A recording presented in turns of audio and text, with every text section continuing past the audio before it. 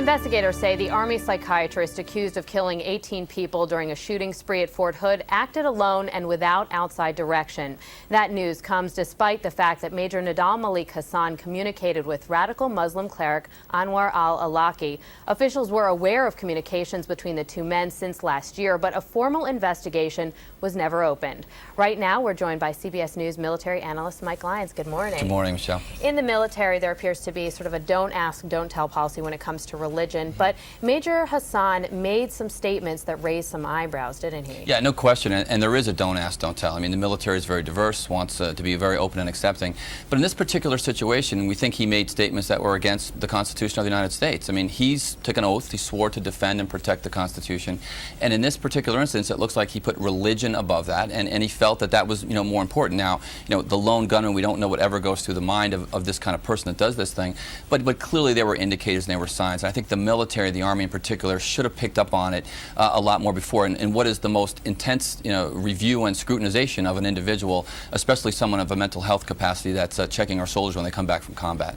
There was an inquiry, but there wasn't an investigation. Why was it not raised up to that level? Was it because of his position and what he does there? It could have been. I mean, it's one of these things where it was just never expected. This could be a doctor, someone that is in the mental health field, that talks to soldiers on the way back, that treats them for post-combat traumatic and stress syndrome.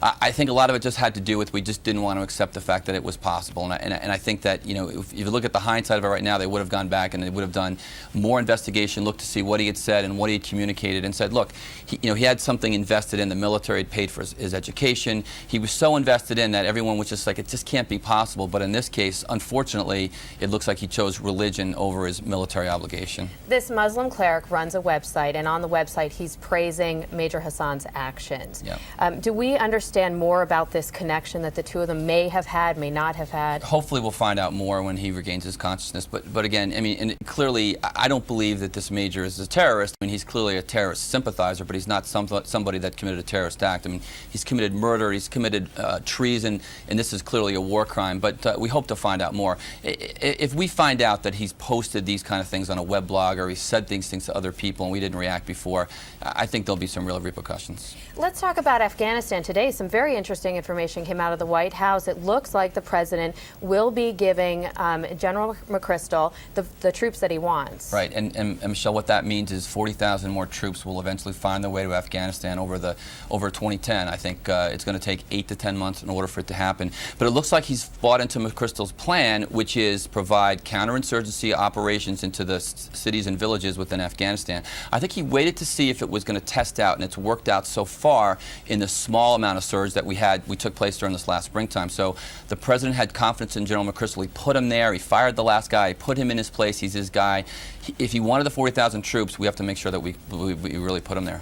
There's been some criticism already. I mean, this hasn't even really manifested yet, but criticism about the fact that the surge might not be fast enough, right, that it would be a slow surge. Tell me about that. A lot of it has to do with infrastructure. The infrastructure in Afghanistan is much different than we had in Iraq, where you can literally drop soldiers in wide open spaces, very quickly build an infrastructure.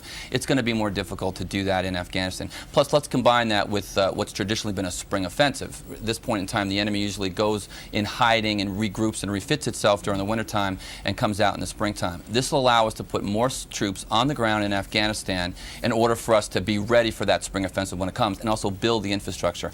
And one more thing, it's going to look like the military is just one piece of the tool. We'll be going after fence sitters. We'll be going after all these kinds of people using things besides the military. We'll be paying them off, doing the same situations, the same kind of techniques we used in Iraq, in Afghanistan. All right, CBS News military analyst Mike Lyons. Mike, thanks so much for the information. Thanks, Michelle.